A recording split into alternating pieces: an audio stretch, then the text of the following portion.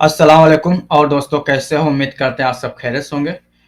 दोस्तों, जब से पीसीसी लागू हुआ है तब से लेकर बहुत सारे लोगों के दिल में सवाल है कि क्या पीसीसी में कितना पैसा लगेगा? क्या जो लोग छुट्टी आए हैं उनके जाने में भी पीसीसी लगेगा क्या? और एक चीज़ और है कि सऊदी में जो भी बंदा रह रहा है, जो भी लोग सऊदी में रहे हैं, उनके मोबाइल पे एक मैसेज बार-बार घूम रहा है कि आपका बैंक अकाउंट बंद होने वाला है, आप ये काम करा लीजिए तो आपका बैंक अकाउंट चालू हो जाएगा। क्या सच्चाई है, इसके बारे में भी आपको बताने वाला हूँ। और कुछ कमेंट है जिसका जवाब मैं आपको देने वाला हूँ। अगर आपका भी कुछ कमेंट हो तो कमेंट कीजिएगा। आपका भी कोई सवाल हो तो कमेंट कीजिएगा, उसका भी जवाब इंशाल्लाह किसी वीडियो में देने की कोशिश करूँगा।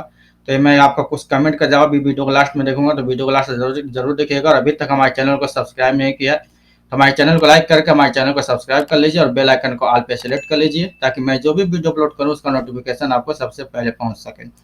और अगर आप हमारा ये वीडियो फेसबुक पे देख रहे हैं, हमारे फेसबुक पेज को भी जरूर फॉलो कर लें और हमारे फेसबुक पेज को शेयर जरूर कर दें। चलिए फिर शुरू करते हैं और आपको बताते हैं क्या क्या नियम कानून चेंज हुआ है, क्या क्या पीसीसी लगेगा, कितना खर्चा लगेगा। तो देखिए, सऊदी के पीसीसी में कितना खर्चा लगने वाला है तो मैं आपको बता देता हूँ। इसमें आपका ज़्यादा पैसा खर्चा नहीं होने वाला। देखिए, आपका बस जो फॉर्म फिल करते हैं लोग, जो फॉर्म भरा जाता है, ऑनलाइन फॉर्म जो भरा जाता है पीसीसी के लिए, उसमें बस 500 रुपये लगेंगे आपके। 500 रुपये से ज़्यादा एक पैसा नहीं लगने वाला है। अगर कोई 500 से ज़्यादा लेता है तो आप हमें कमेंट कीजिएगा, मैं अपना नंबर दूंगा, आप हमें हमारे पे सारा डिटेल भेज देंगे। हम आपको 500 रुपये में आपका पीसीसी का फॉर्म भर के आपको दे देंगे, कोई दिक्कत नहीं है, ठीक है। लेकिन 500 ही लगता है, इससे ज़्यादा नहीं लगता। उसके बाद से पुलिस क्लियरेंस जो आता है, जो पुलिस की इंक्वायरी आती है, उसमें बस 200-400 रुपये जो पुलिस वाले ले लें तो ले लें, नहीं तो नहीं लेंगे तो आपका 500 रुपये में ही काम बन जाएगा। क्योंकि हमारे एक बंदे ने, हमारे एक सब्सक्राइबर ने किया है, पाँच बस उनका 1000 रुपये लगा था। 500 पुलिस वाले को दिए थे और 500 पीसीसी का फॉर्म भरे थे, उसका लगा था इतना। बस इससे ज़्यादा पैसा आपका नहीं लगने वाला कि पीसीसी में कोई बोले कि आपको इतना पैसा देना, उतना पैसा देना है, तो ये सब झूठ है। आपको बस 500 से 1000 रुपये खर्च करने पड़ेंगे, इससे ज़्यादा नहीं। और सवाल ये भी है कि क्या छुट्टी वाले को भी पीसीसी लगेगा कि नहीं लगेगा? तो भाई, छुट्टी वाले का कुछ नहीं लगेगा। छुट्टी वाले जैसे जैसे गए हैं वैसे वापस आ जाएंगे, उनका कुछ नहीं लगेगा, ठीक है। उनका पीसीसी भी नहीं लगेगा, उनका कोई दिक्कत नहीं, इमिग्रेशन होने की झंझट है, ना ही पीसीसी का, ठीक है। ये हो गया, छुट्टी वाले का भी जवाब मिल गया होगा। अब सऊदी बैंक अकाउंट बंद होने का बहुत सारे लोगों पे मैसेज आ रहा है कि वो मैसेज के अरबी में भी आ रहा है, इंग्लिश में भी आ रहा है कि आपका बैंक अकाउंट बंद होने वाला है। अगर चालू रखना चाहते हैं तो इस नंबर पे हमें कांटेक्ट कीजिए। तो आप ऐसा बिल्कुल ना करें, क्योंकि वो बिल्कुल फ्रॉड है और कुछ नहीं। क्योंकि बैंक की तरफ से आपके पास कोई कॉल, कोई मैसेज नहीं आएगा कि आपका अकाउंट बंद हो गया है।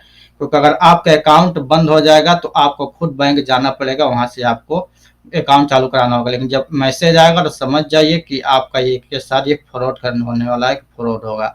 अगर आप गलती से उस नंबर पे कॉल कर लिए, आपने सारा डिटेल बता दिया, तो सारा डिटेल आपके बैंक का उसके पास चला जाएगा और आपके अकाउंट में जो भी पैसे रहेंगे वो पैसे वहां से निकाल लेगा, ठीक है।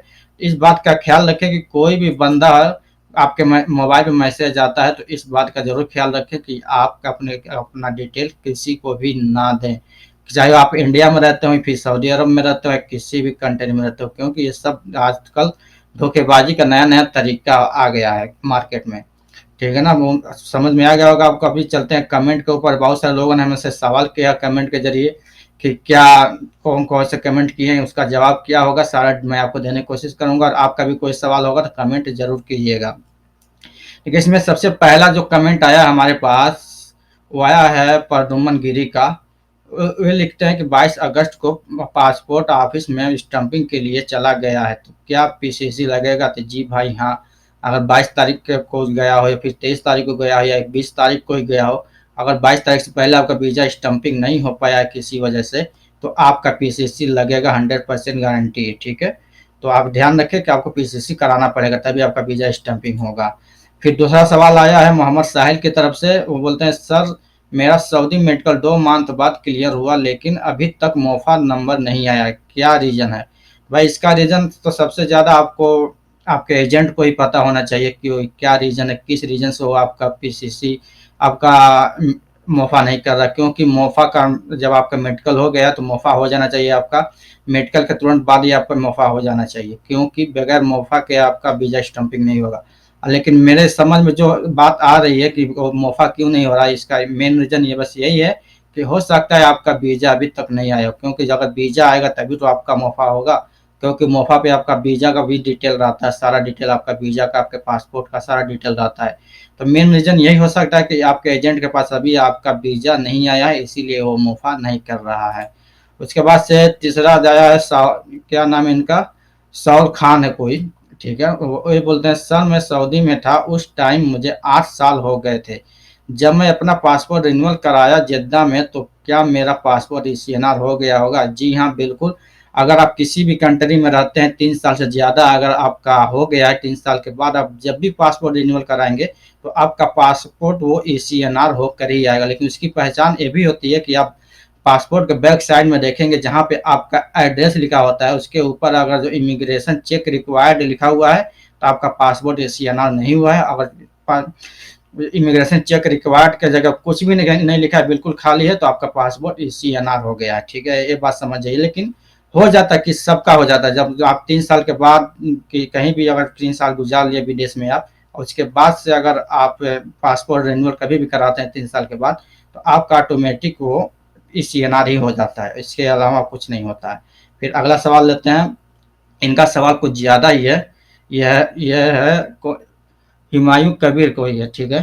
हुमायूं कबीर नाम के एक हमारे सब्सक्राइबर में बोलते हैं, यानी लगता है मोफा चेक कर, अपना वीजा स्टम्पिंग चेक करें, बता रहे हैं कि क्या क्या है। आप देख सकते हैं, an error occurred please check the internet data and try again. यानी ये बोल रहा है कि भाई आपका डेटा क्लियर नहीं, चेक नहीं हो पा रहा है, यानी आप कुछ गड़बड़ है, इसीलिए वो बोल रहा है कि दोबारा चेक ट्राई कीजिए। अब फिर भाई ये बोल रहे हैं, भाई मेरा यही प्रॉब्लम है, वर्क शो नहीं हो रहा है, और 4/8/2022 तारीख को मैंने स्टंपिंग के लिए एजेंट को दिया था, लेकिन अभी तक स्टंपिंग नहीं हुआ।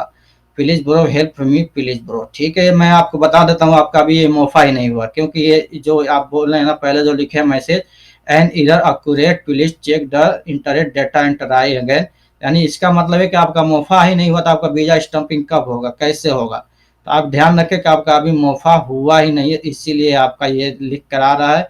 आप अपने एजेंट को बोलिए कि भाई हमें मोफा करा दो, मोफा हमारा क्यों नहीं किया अभी तक, ठीक है ना। ये आपका एजेंट का काम है, क्योंकि जब तक मोफा नहीं होगा तब तक आपका शो नहीं करेगा। जब मोफा हो जाएगा, ऑनलाइन मोफा हो जाएगा, उसके बाद ही आपका ये सब कुछ शो करेगा। फिर अगला कमेंट आया हमारे पास पीसीसी, ये लेते हैं Z420 लव माई इंडिया, कोई है हमारे सब्सक्राइबर, इनका भी लगता है कोई चैनल ही है। तो इनका कहना है कि पीसीसी सेटिंग से बन जाता है क्या? जी नहीं भाई, पीसीसी सेटिंग से नहीं बनता है। हाँ, हो सकता है बगैर पीसीसी के सेटिंग से आपका वीजा स्टम्प एजेंट करा दे, क्योंकि बहुत सारे एजेंट की पहुंच होती है, लोग बगैर पीसीसी के भी एजेंट करा देते हैं। लेकिन आपको खर्चे करने क्या दिक्कत है उसमें, आपको पीसीसी कराने में 1500 रुपये लगेंगे, पीसीसी करा लीजिए सबसे अच्छा। लेकिन ये ध्यान रखिए, पीसीसी सेटिंग से नहीं होता है। फिर अगला सवाल आया हमारे पास, कमेंट आया है रहमत ऑफिशियल ब्लॉग की तरफ से। ये बोलते हैं, सम्मान ग्रुप कंपनी कैसी है? भाई कंपनी के बारे में किसी को कुछ नहीं पता होता है कि कंपनी कैसी होती है, कि कौन सी कंपनी कैसी है, इसका पता बस वही लगा सकता है, वही बता सकता है जो उस कंपनी में काम करता हो, इसके अलावा कोई नहीं बता सकता।